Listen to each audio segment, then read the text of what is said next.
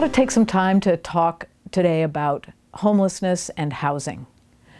Homelessness is an issue that has become such a great concern in our area and throughout the country because it has evolved and grown so much in the last few years. We're starting to see more and more people we know, groups that we care about, facing homelessness. We see so many families with children now in our warming shelters. We see that 10% or more of students in Monterey County are homeless. At the county level, we have started to step up to provide shelter for people. And those of you who live in District 4 can be proud because all of those facilities that the county is involved with are currently in District 4. There's a shelter in Salinas across from the County Government Center that is in District 4. There is a safe parking program at the county offices where my office is. That's in Marina and that's in District 4.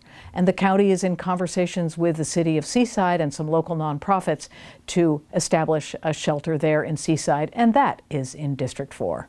It doesn't work to just provide one aspect of help that people need. We need to offer them the full array of services that they might need to get back on their feet. So at the shelters and at the safe parking program, we make sure that there are case managers who can work with the individuals and the families to connect them with all sorts of supports and services that they might need to get back on their feet. But really, what people need is housing that they can afford. To that end, my staff and I have been meeting with a collection of elected officials from all the cities on the Monterey Peninsula to talk about where and how we might be able to build that housing. We want it to be closer to people's jobs and we want it to be affordable for our workforce.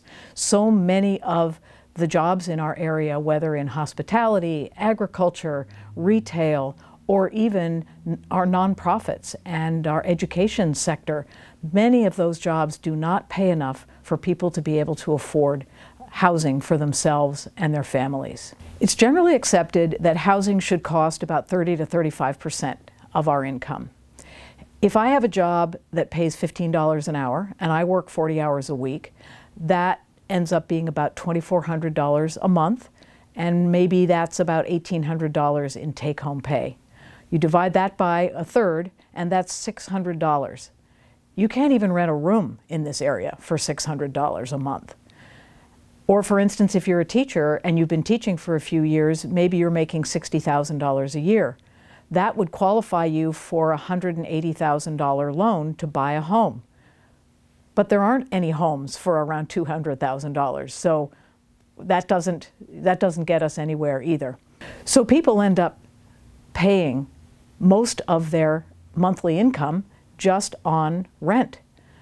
And that means that if they or their child gets sick or the car breaks down, they can be faced with making some very, very difficult choices. And that's very stressful for a family. It's also not sustainable, either for them or for our community. We have tens of thousands of people skating on that kind of thin ice every day, every month. So what can you do? You can find an aspect of giving the homeless a hand up that you feel good about and participate with a nonprofit or a church to provide those services. You can advocate for housing in your town or neighborhood, and maybe that takes the form of a robust accessory dwelling unit policy in your city. Or when a multifamily or mixed-use development is proposed near you, go to the Planning Commission, go to the City Council meetings and advocate for it, support it. Become a YIMBY, yes in my backyard, rather than a NIMBY. And of course, if you're fascinated by this area and you want to plug in, feel free to call or email my office and we can give you some ideas of where to get involved, and we'd love to hear your ideas of how to make our community a better place.